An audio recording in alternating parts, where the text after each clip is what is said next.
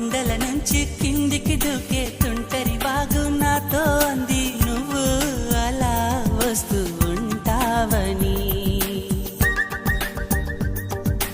గుండెల నుంచి గుప్పున ఎగసే ఊపిరి నీకో కబురంపింది చలి నీకై చూస్తూ ఉంటానని. మనసు మునుపు ఎప్పుడు ఇంత ఉలికి ఉలికి పడలేదు కదా, మనకు తెలియనిది వింత ఎవరి చలవ ఈ గిల్లికింత. నాలాగే నీకు కూడా అనిపిస్తూ ఉన్నదా, ఏవి చేస్తున్నా పరాకే అడుగడుగునా.